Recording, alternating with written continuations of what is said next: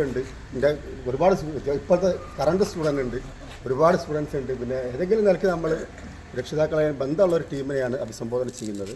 വളരെ സന്തോഷകരമായ അവസ്ഥയാണ്. പിന്നെ ആദ്യം ലീഡർക്ക് ഒരു ഷെയ്ക്കാൻഡ് കൊടുക്കാൻ, കാരണം അന്നത്തെ ടൈമിങ്ങും കമാൻഡിങ്ങും ഒക്കെ വളരെ പെർഫെക്റ്റ് ആണെന്നാണ് എൻ്റെ ഞാൻ നിങ്ങളെ കൂടെ കുറേ കാലം എന്നെ വിളിച്ചിരുന്നു നേരത്തെ. സിദ്ദീഖ് ഒരുപാട് കാലമായിട്ട് വിളിക്കുന്നുണ്ട്, പക്ഷെ ഞാൻ ചെയ്യാതെ പറയുന്നത് ശരിയില്ലല്ലോ. അങ്ങനെ പിന്നെ ദേവതിയാൽ 2 മാസമായി കൃത്യമല്ലെങ്കിലും പോവാറുണ്ട്. അപ്പോഴാണ് നിങ്ങളെ പറയാൻ നമുക്കൊരു ഇതുണ്ടാവുള്ളൂ. ഞാൻ ചെയ്യാത്തൊരു കാര്യം കൊണ്ട് പറയാൻ പാടില്ല. ആ നിലയ്ക്ക് പിന്നെ വളരെ സന്തോഷകരമായ ഒരു പിന്നെ വമ്മപ്പാണ് കണ്ടിട്ടുള്ളത്. പിന്നെ അതുകൊണ്ട് ഞാനിപ്പോൾ ഒരു ഷെയ്ക്കാൻഡ് കൊടുത്തു. പിന്നെ അത് നിങ്ങൾ പരസ്പരം ഒരു ഷെയ്ക്കാൻഡ് കൊടുക്കുക. അത് കൊടുക്കേണ്ട ആർക്കാണ് ഞാൻ പറയേണ്ടത് നിങ്ങളെ കൂടെ എപ്പോഴും ഉള്ള ആൾക്ക് കൊടുക്കരുത്. എപ്പോഴും നിങ്ങളെ കൂടെ ഉള്ള നിങ്ങൾക്ക് ഒരു ഗ്ലാസ് ചായ ഒന്നിച്ച് കുടിക്കുന്നവർ, ഒരു വീട്ടിൽ നിന്ന് വരുന്ന തൊട്ട അയൽവാസിക്കല്ലാത്ത ഒന്ന് ജസ്റ്റ് നോക്കുക. ഫസ്റ്റ് ഐഡൻറ്റിഫൈ, അപ്പോൾ തിരിച്ചറിഞ്ഞിട്ട് അത്ര ക്ലോസ് റിലേറ്റീവ് അല്ലാത്ത ഒരാൾക്ക് പോയിട്ട് ഷെയ്ക്കാൻഡ് കൊടുക്കുക. അപ്പോൾ ഒന്ന് മൂവ് ചെയ്യേണ്ടി വരും. ഒന്ന് മൂവ് ചെയ്തിട്ട് കൊടുക്കുക. ഒന്ന് പോയിട്ട് കൊടുത്തിട്ട് വിടരുത്, പിടുത്തം വിടരുത്. ഒന്ന് പോയി നിൽക്കുക, ഇത് കണ്ണിട്ട് നോക്കുക. ചെയ്യാനായില്ല, ഞാൻ റെഡി പറയുമ്പോൾ ചെയ്യാൻ പാടുള്ളൂ. ഒന്ന് നിങ്ങൾ ആദ്യം ചുറ്റും നോക്കുക, ആരാണ് എനിക്ക് വളരെ അടുത്ത ബന്ധമില്ലാത്ത അയാളടുത്ത് പോയിട്ട് എന്ത് ചെയ്യുക, അവർ ഷെയ്ക്കാൻഡ് കൊടുക്കുക. അയാളെ കണ്ണിലേക്ക് നോക്കുക. എന്നിട്ട് അയാളോട് ഒരു മിനിറ്റെങ്കിലും അയാളോട് എന്തെങ്കിലും ഇത് പറയാൻ എന്തോ കേരള രാഷ്ട്രീയമൊന്നുമല്ല പറയേണ്ടത്, പേഴ്സണലായ ഒരു കാര്യം. എന്താണ് മോളെ കല്യാണം കഴിഞ്ഞു, മോനിപ്പോൾ എന്താ ചെയ്യുന്നത്, എന്താ വൈഫിന് അസുഖം ഉണ്ടായി, അതായത് അയാളുമായി ബന്ധമുള്ള എന്തോ ഒരു ക്വസ്റ്റ്യൻ ചോദിച്ചിട്ട് അയാൾ ഇൻഫർമേഷൻ നിങ്ങൾ എന്ത് ചെയ്യുക, കളക്ട് ചെയ്യുക. അപ്പോൾ റെഡി, പുറപ്പെടാം.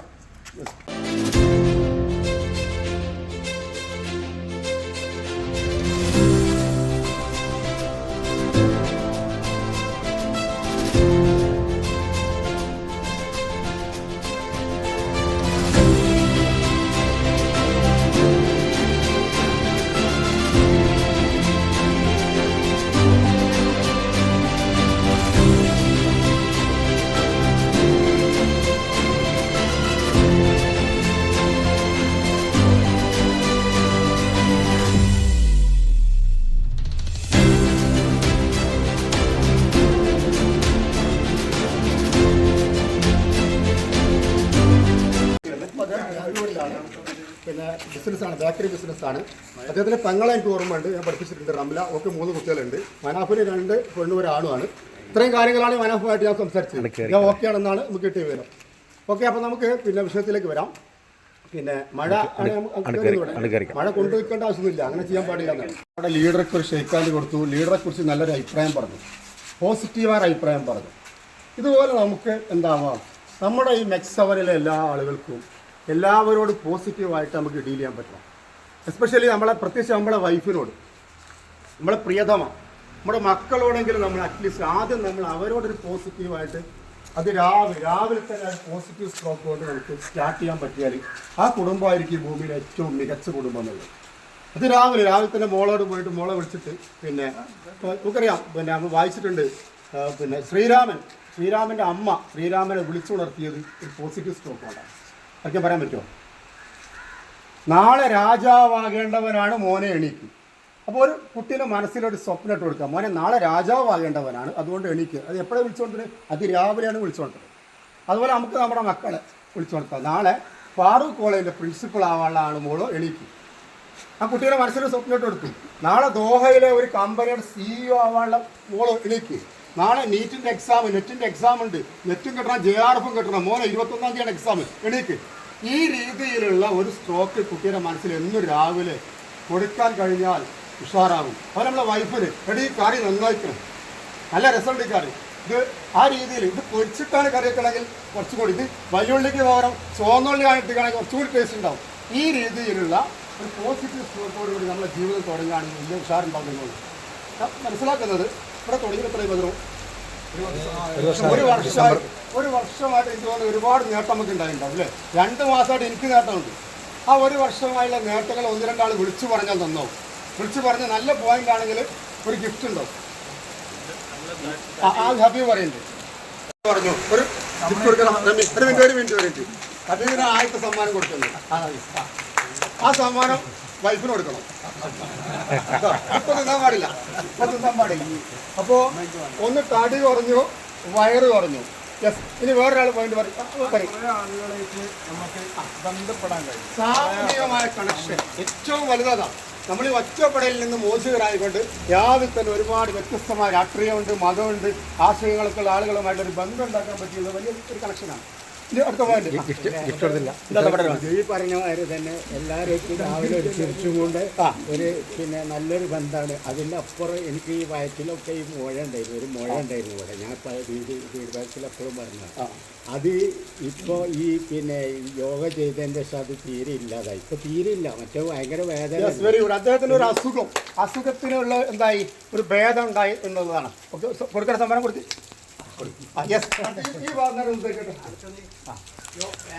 തെറാപ്പിക്ക് പോയിട്ട് സുഖപ്പെടാത്തത് ഇവിടെ യോഗക്ക് വന്നതിന് ശേഷം തെറാപ്പി എന്ന ശാസ്ത്രീയ ചികിത്സയിൽ അല്ലേ സുഖാമാത്ത പോലെ ഈ സംഗതിയിലൂടെ ഭേദപ്പെട്ടു കൊടുക്കണം. കൊടുത്ത് ഇനി ഇവിടെ ഇതിന്റെ പിറകിൽ പറയണം. രാവിലത്തെ സുബൈ സ്കെച്ചിട്ടുള്ള ഉറക്കം ഒഴിവായി.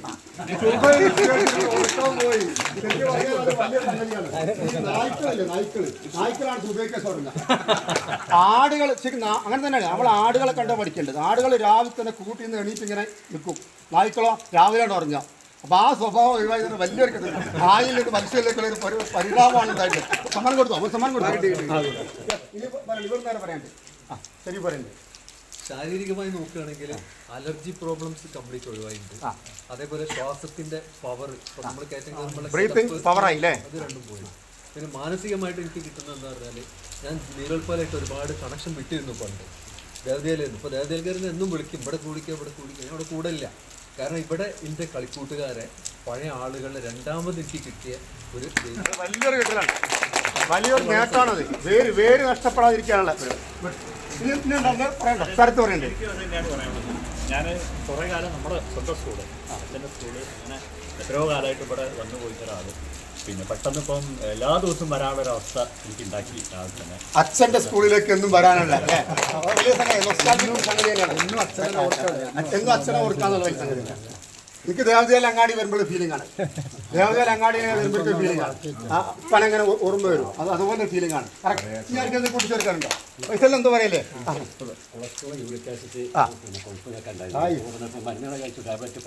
മരുന്നില്ല. കൊളസ്ട്രോൾ, യൂറിക് ആസിഡ്, ഡയബറ്റീസ് ഇതൊക്കെ മരുന്ന് നിർത്തിയതാ പറഞ്ഞത്. അപ്പൊ ലാഭം തന്നെയല്ലേ കച്ചവടം, വലിയ ലാഭമാണ്. ഓക്കെ, നമുക്ക് പിന്നെ മുട്ടി നിൽക്കുന്നവരുണ്ടോ? പറയാൻ മുട്ടി നിൽക്കുന്നവരുണ്ടോ?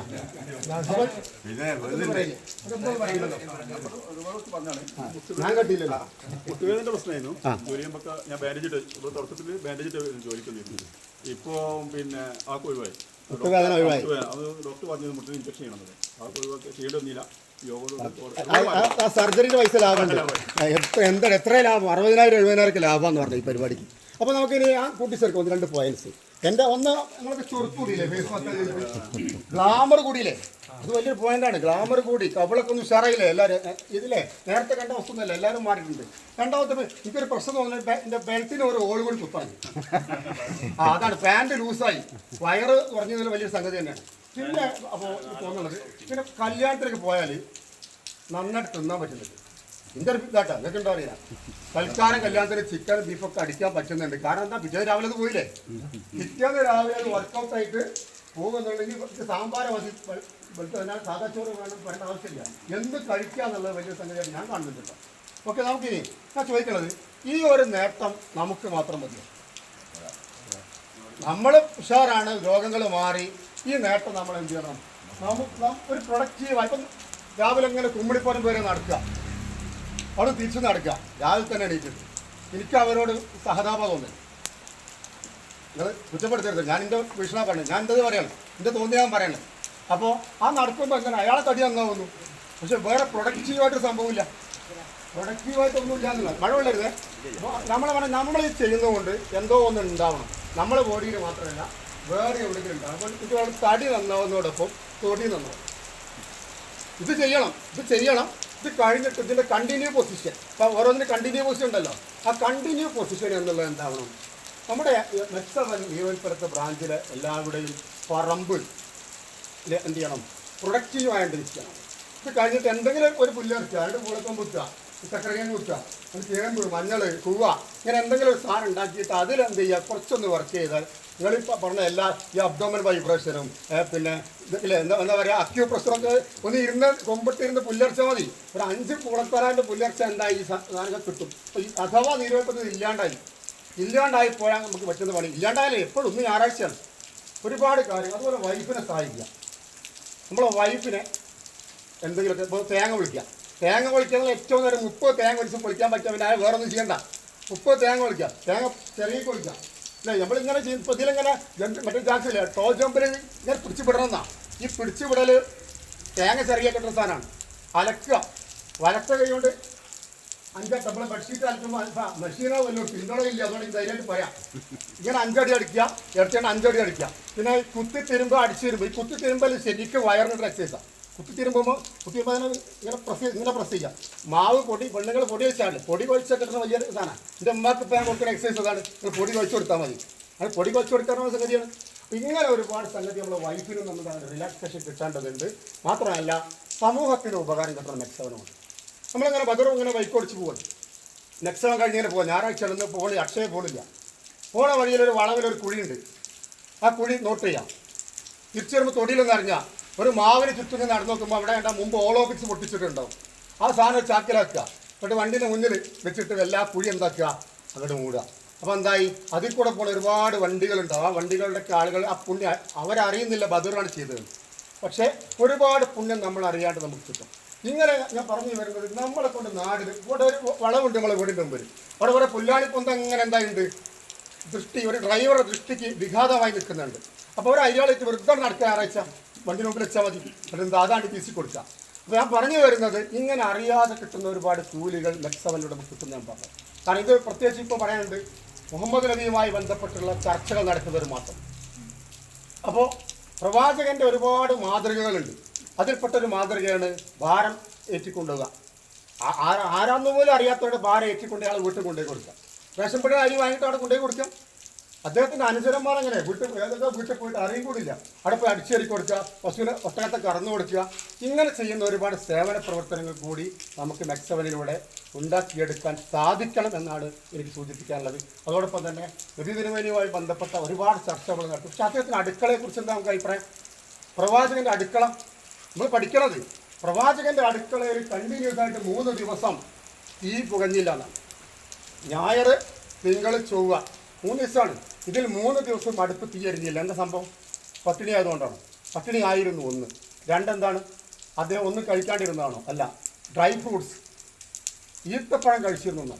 നമ്മുടെ ഭക്ഷണത്തിൽ ധാരാളമായി പഴവർഗ്ഗങ്ങൾ ഉപയോഗപ്പെടുത്തേണ്ടതുണ്ട്. അപ്പോൾ അടുപ്പിൽ പാചകം ഗ്യാസ് വേണ്ട, പഴവർഗ്ഗങ്ങൾ കൂടി നമ്മൾ ഉപയോഗിക്കും. ഇപ്പോൾ നമ്മുടെ കുട്ടികൾ നമ്മുടെ ഇപ്പോഴത്തെ അധ്യാപകർ 32 വർഷത്തിൽ ഞാൻ പ്രവേശിക്കാം. ഇവിടെ പലപ്പോഴും നമ്മൾ കാണുന്ന സംഗതി ഒരു 12 മണിക്ക് സ്നാക്സ് ആയിട്ട് കുട്ടികൾ ഇങ്ങനെ കൊണ്ടുവരും. കുറേ ജാഗിരി ഉണ്ടാവും, ലഡു ഉണ്ടാവും. ഇങ്ങനെ തിരിച്ച് പോകുമ്പോൾ മക്കൾ നമ്മൾ കാണുന്നതാണ്. ഇപ്പോൾ മദ്രസയിട്ട് ഇങ്ങനെ പോകണം കുട്ടി ആ കോമ്പൽ അങ്ങനെ പോയി ലൈസ് കച്ചവടക്കാരെ ക്ഷണിക്കുക. അപ്പോൾ ആ കോമ്പൽ അങ്ങനെ വാങ്ങി ഇങ്ങനെ തിന്നുകൊണ്ട് ഇങ്ങനെ പോകും. അപ്പോൾ ഞാൻ പറഞ്ഞു വരുന്നത് ഇത് ഉണ്ടാക്കുന്നത് ആരാന്ന് പോലും നമുക്ക് അറിയുന്നില്ല. ഈ പാക്കറ്റിൽ എന്താണ് ഈ ഇൻഗ്രീഡിയൻസ് പോലും നമുക്ക് അറിയുന്നില്ല. അതിനപ്പുറത്തേക്ക് പറഞ്ഞത് 2 അണ്ടിപ്പരിപ്പ്, 3 അണ്ടിപ്പരിപ്പ്, 2 ബദാം അല്ലെങ്കിൽ 3 ബദാം വിലയുണ്ട്. 100 ഗ്രാമിന് 100 രൂപ വരും. എന്നോട്ടെ എന്നാലും എന്താണ് ഒരു 3 എണ്ണിങ്ങനെ കൊടുത്തുകൂടെ മക്കൾക്ക്. ഇങ്ങനെയുള്ള ഒരു ഭക്ഷണ സംസ്കാരത്തിലേക്ക് കൂടി നമ്മൾ കുട്ടികളെ കൊണ്ടുവന്ന് പ്രവാചകൻ്റെ അടുക്കളയുമായി ബന്ധപ്പെട്ട് മാത്രമല്ല ഉപവാസം നോമ്പ് വയ്ക്കാം. വെള്ളിയാഴ്ച എന്താണ് ഹജ്ജുൽ ഫുഖറാഇ വൽ മസാക്കീൻ ഈദുൽ മുഅ്മിനീൻ എന്താണ് അഗതികളുടെയും ഹജ്ജാണ്. മുഅ്മിനീൻ പെരുന്നാളാണ്, വെള്ളിയാഴ്ച പെരുന്നാൾ. അപ്പം നല്ല ബീഫൊക്കെ വാങ്ങി ചിക്കനൊക്കെ പൊരിച്ച് അടിപൊളിയായിട്ട് തട്ടും. ആ സുന്നത്ത് ഒക്കെ എല്ലാവരും അംഗീകരിക്കും. ഈ പ്രവാചകൻ തന്നെ എന്ത് പറഞ്ഞത്? വ്യാഴാഴ്ച നോമ്പ് വെക്കണം, വ്യാഴാഴ്ച പട്ടിണി കിടക്കണം എന്ന് പറഞ്ഞിട്ടുണ്ട്. ആ പട്ടിണി കിടന്നവനാണ് വെള്ളിയാഴ്ച എന്ത് ഈ ഇറച്ചി വാങ്ങാനുള്ള അനുവാദമുള്ളത്. അതുകൊണ്ട് പ്രവാചകൻ്റെ ഒരുപാട് നിയമങ്ങൾ നമുക്കിഷ്ടമുള്ളത് എടുക്കാമെന്നല്ല. ഇപ്പോൾ കണ്ടിന്യൂസ് ആയിട്ട് ഞായർ തിങ്കൾ ചൊവ്വ തിങ്കളാഴ്ച പ്രവാചകൻ ഭക്ഷണം കഴിക്കുന്നില്ല. ബുധൻ വ്യാഴം വെള്ളി വ്യാഴാഴ്ച ഭക്ഷണം കഴിക്കുന്നില്ല. ഈ ഓരോന്നും കൂടി നമ്മൾ പാലിക്കുകയാണെങ്കിൽ ഒരു കൊളസ്ട്രോൾ ഒരു യൂറിക് ആസിഡും ഒന്നും ഉണ്ടാവില്ല. മറ്റ് ഏറ്റവും നല്ല ആരോഗ്യമുള്ളവനാണ്. പ്രവാചകനെ കുറിച്ച് എന്താ ഒരു സാധു മനുഷ്യനല്ല, അടിപൊളി യുവകോമളൻ ചുവപ്പ് കലർന്ന വെളുപ്പ് നിറന്നൊക്കെ പഠിച്ച് ആരാണ് ഏറ്റവും വലിയ കുസ്തിക്കാരനെ തോൽപ്പിക്കാൻ പറ്റുന്ന കരുത്ത് അദ്ദേഹത്തിന് കിട്ടിയത് അവിടുന്ന് ഈ ഒരു സിസ്റ്റം വേ ഓഫ് ലൈഫിൽ. അപ്പോൾ പറഞ്ഞു വരുന്നത് പ്രവാചകൻ ഇങ്ങനെ ഒരുപാട് സംഗതി അടുക്കളയുമായി ബന്ധപ്പെട്ട് അതൊരു പറയാനുള്ളത്. പ്രവാചകനുമായി ബന്ധപ്പെട്ട് ഏറ്റവും വലിയ സംഗതിയാണ് shaking hands. Best way of greeting is shaking hands. കാണുന്നവരൊക്കെ ഒന്ന് പരിചയമുള്ളവർക്ക് ഒന്ന് കൈ കൊടുത്തിട്ടൊന്ന് വർത്തമാനം പറയാൻ വേണ്ടി ശ്രമിക്കുക. അതിലൂടെ മാത്രമേ ഹദിയ കൊടുക്കുക, ഗിഫ്റ്റ് കൊടുക്കുക. ഞാൻ ദാനമായിട്ടാണ് പോകുന്നത്. എങ്ങോട്ടെങ്കിലും പോകുമ്പോൾ ഒരു എന്തെങ്കിലും പൊതി വെച്ച് പോവുക, പെങ്ങന്മാരെടുത്ത് പോവുക. ഇടയ്ക്കൊക്കെ ഇത് ടൂറിങ്ങനെ പോയ വരാം. പ്രവാചകൻ്റെ ഒരു മര്യാദയാണ് ടൂർ പോവുക. ഇടയ്ക്കിടയ്ക്ക് ടൂർ പോകും, നാട് മുഴുവൻ കാണും. അത് നല്ല യാത്രയിൽ നിങ്ങൾ വൈഫിനെ മക്കളെ കൂട്ടി യാത്ര പോവുക. പോകുന്നോട്ട് എന്ത് ചെയ്യുക, പാപ്പാൻ്റെ പെങ്ങന്മാരോട്ടി, ഉമ്മാൻ്റെ അനിയത്തിമാരോട്ടി, പിന്നെ ഭാര്യയുടെ കുടുംബത്തിലൊക്കെ പോകുമ്പോൾ ഒരു ഗിഫ്റ്റ് വാങ്ങുക. ആ ഗിഫ്റ്റ് വാങ്ങേണ്ടത് എവിടുന്നാണ്? നിങ്ങൾ നാട്ടിൽ നിന്ന് വാങ്ങും. എനിക്കിന്ന് കല്ലമ്പാറയിൽ പുറത്തൊക്കെ പോകേണ്ടത് ഞാൻ ദേവതിയാൽ SR ബേക്കറിയിൽ നിന്ന് 3 പാക്കറ്റ് വാങ്ങി വണ്ടിയിൽ വെക്കണം. കാരണം എന്താ, അത് ഞാൻ അവിടെ മണ്ണൂർ വളവ് പോയി വാങ്ങാൻ പറ്റില്ല. കാരണം എന്താണ്, എനിക്ക് ആളറിയില്ലല്ലോ. ഞാൻ മരിച്ചെന്നെ കാണാൻ വരെ ഇയാളായിരിക്കും.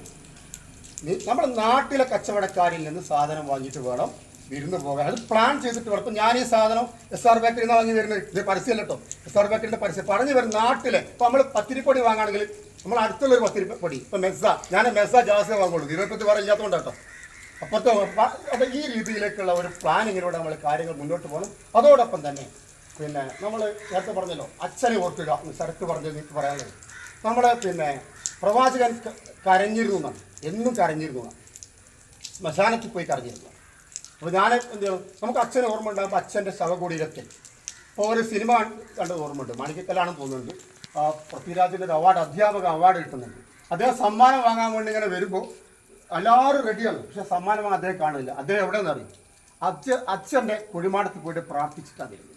എനിക്ക് പറയാനുള്ളത്, നമ്മൾ വെറുതെ ഇങ്ങനെ ഹാഷ് പുഷായിട്ട് നടക്കുന്ന അപ്പുറത്ത് നമ്മൾ കുറേ കടം, ഈ വേദഗ്രന്ഥത്തിലെ ഏറ്റവും വലിയ സൂക്തം എന്ന് പറയുന്നത് കടത്തെക്കുറിച്ചാണ്. ഇങ്ങനെ പ്രാർത്ഥിക്കണം എന്നതിനെ കുറിച്ചല്ല. നിങ്ങൾ കടം വാങ്ങിയാൽ കൊടുക്കണം, അത് എഴുതി വെക്കണം, 2 ആൾ സാക്ഷി വേണമെന്നാണ് ഏറ്റവും ഒരു പേജുള്ള നിങ്ങൾ വായിച്ചിട്ടുണ്ടാവും. അപ്പോൾ അത് ശ്രദ്ധിക്കേണ്ടത് എൻ്റെ പ്രിയപ്പെട്ടവർ പറയുന്നത്, കടമില്ലാത്ത ദിവസം രാത്രി കിടക്കുമ്പോൾ എനിക്ക് 100 രൂപ കടമുണ്ടോ, ഇങ്ങനെ ചിന്തിച്ചിട്ട് കിടക്കാൻ ഒരു അത്യാവശ്യമല്ലാണ്ട് കടം വാങ്ങി 1 രൂപയും കടമില്ലാത്ത അവസ്ഥയാണ് എന്ത്. നമ്മൾ വീടൊക്കെ പ്ലാനൊന്നും ഉണ്ടാവില്ല. നമ്മളിങ്ങനെ കടം വാങ്ങി വീടെടുത്തപ്പോൾ ചില ചുരുക്കുണ്ടാവും, പക്ഷെ അതിനുള്ളിൽ കിടക്കുന്ന പറഞ്ഞാൽ എന്തുണ്ടാവില്ല, സുഖം ഉണ്ടാവില്ല. അതുകൊണ്ട് കടത്തെക്കുറിച്ച് നമ്മൾ ശ്രദ്ധിക്കുക. അതോടൊപ്പം തന്നെ പ്രവാചകൻ്റെ ഒരു പറഞ്ഞ് ഞാൻ അവസാനിപ്പിക്കുകയാണ്.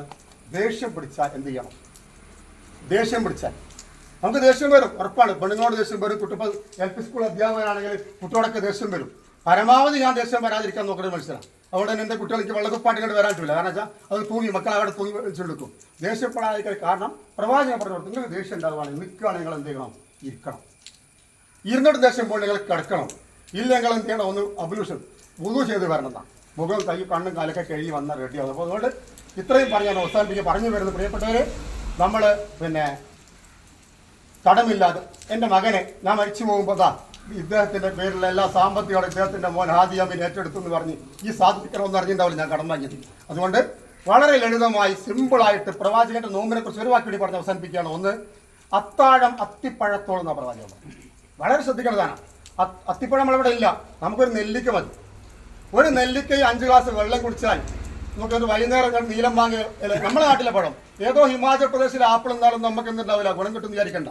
നമ്മൾ സഹ്യപർവ്വത്തിൻ്റെ ഇപ്പുറത്തുള്ള ആളുകളെ സംബന്ധിച്ചിടത്തോളം ഇവിടുത്തെ ചക്ക, മാങ്ങ, ഇല്ലെങ്കിൽ നമ്മളെ റോബസ്റ്റോ, ഈ പഴങ്ങൾ ഞാലിപ്പൂനെ വാങ്ങി കഴിച്ചാൽ മതി. വെറുതെ 200 രൂപയുടെ 150 രൂപയുടെ ആപ്പിളൊന്നും വാങ്ങിക്കുന്നുണ്ട്. അതെപ്പം പറ്റും?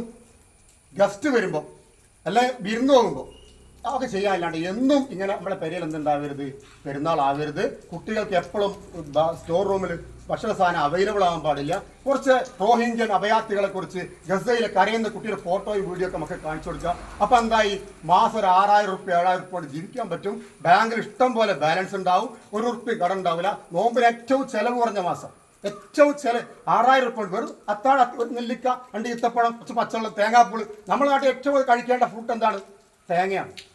തേങ്ങ നന്നായിട്ട് പൂണ്ടും മക്കൾക്ക് ധാരാളം കൊടുക്കുക. പിന്നെ ചോറുന്നുണ്ടില്ല. പാകോടി പ്രശ്നം എന്താ? ചോറുന്നതിന് കുഴപ്പം നമുക്ക്. ചോറ് ഇങ്ങനെ അമ്മമാരും വല്യന്മാരും ഇങ്ങനെ കോരിട്ട് കൊടുക്കും. ഒരു കോരിയും കൂടി ഏറെ ഇടുന്നത് ഉമ്മ കൊല്ലുകയാണ് കുട്ടികൾ. അതുകൊണ്ട് 3-1 ഭാഗം മാത്രം ഭക്ഷണം കഴിക്കുക എന്ന ഏറ്റവും വലിയ വചനമാണ് എനിക്ക് ഏറ്റവും ഇഷ്ടപ്പെട്ടത്. അതിൽ ഞാൻ പരാജയമാണ്. പലപ്പോഴും നല്ല ഭക്ഷണം ആകുമ്പോൾ തിന്നു പോകുന്നുണ്ട്. അതേ കൂടി അപ്പോൾ അത് ഞാൻ ഉപദേശിക്കാൻ അർഹരല്ല എന്ന് മാത്രം പറഞ്ഞുകൊണ്ട് ഞാനിവിടെ സെഷൻ അവസാനിപ്പിക്കുകയാണ്. എല്ലാവർക്കും